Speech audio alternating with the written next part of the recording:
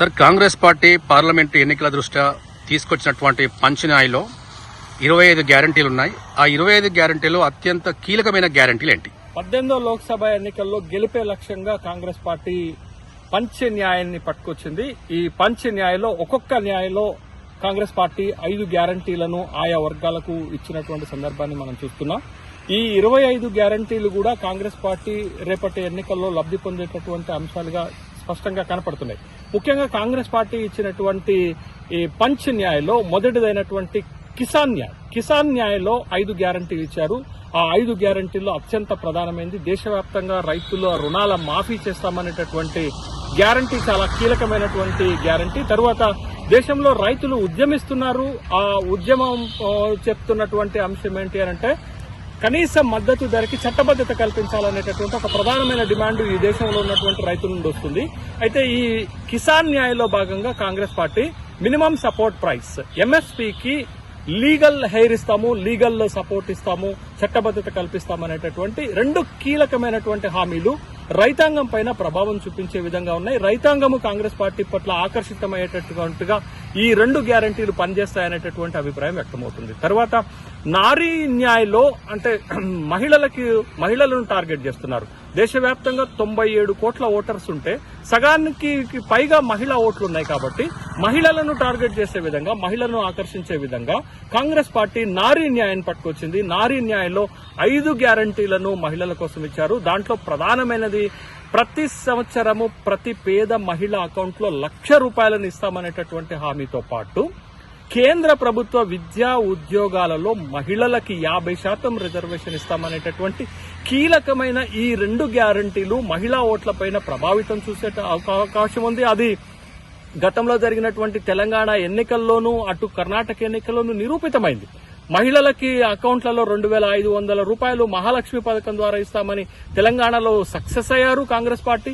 అదేవిధంగా ₹2,000 మహిళలకు అకౌంట్లో వేస్తామని మహాలక్ష్మి పథకం కింద కర్ణాటకలో కూడా సక్సెస్ అయ్యారు. అదేవిధంగా భారతీయ జనతా పార్టీ మధ్యప్రదేశ్ లో లాడ్లీ బెహన్ అనేటటువంటి పథకం తీసుకొచ్చింది. ₹1,250 ప్రతి మహిళకు నెలకు వాళ్ళ అకౌంట్లో ఇస్తామంటే భారతీయ జనతా పార్టీ అక్కడ సక్సెస్ అయింది.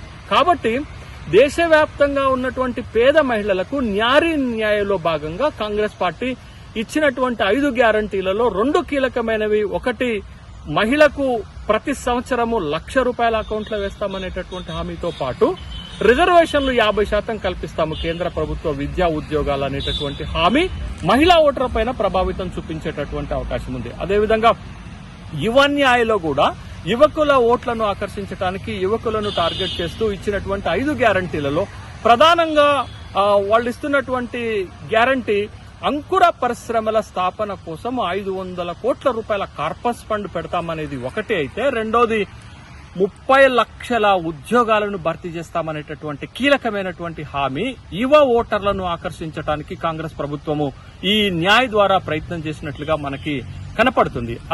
అదే విధంగా ఇస్సేదారి న్యాయం అట్టడుగు వర్గాలకు సామాజిక న్యాయం అందిస్తామనేటటువంటి లక్ష్యంతో ఇస్సేదారి న్యాయంలో కూడా 5 గ్యారంటీలు ఇస్తుంది.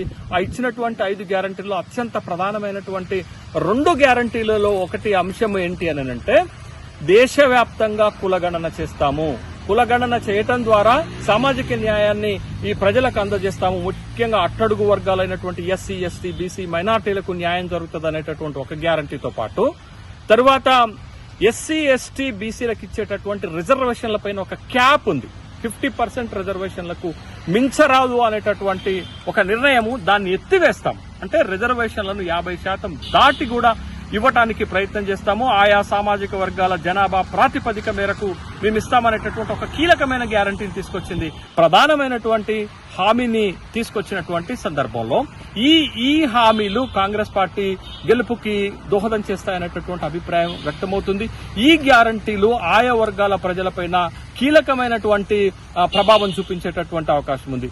మరి 5వ న్యాయంలో శ్రామిక్ న్యాయంలో కాంగ్రెస్ పార్టీ ఇచ్చినటువంటి 5 గ్యారంటీల్లో అత్యంత కీలకమైనది ఉపాధి హామీ పథకం ద్వారా ఉపాధి హామీ కూలీలకు ప్రతిరోజు ₹400 కనీస వేతనం ఇస్తామనేటటువంటి అంశం కూడా చాలా తీవ్రమైనటువంటి ప్రభావం చూపించేటటువంటి అవకాశం లేకపోలేదు. అదేవిధంగా దేశవ్యాప్తంగా పెరుగుతున్నటువంటి పెట్రోల్, డీజిల్, గ్యాస్ ధరలను తగ్గిస్తామనేటటువంటి హామీతో పాటు రైల్వేలను ప్రైవేటీకరణను నిలుపుదల చేస్తామనేటటువంటి హామీతో పాటు యువ ఓటర్లను ఆకర్షించే విధంగా అగ్నిపథ్ పథకాన్ని, అగ్నివీరులను తయారు చేసేటటువంటి పథకాన్ని రద్దు చేస్తాము, పాత పద్ధతిలోనే సైన్యంలో రిక్రూట్మెంట్ చేస్తామనేటటువంటి ఒక కీలకమైనటువంటి హామీ ఇచ్చింది.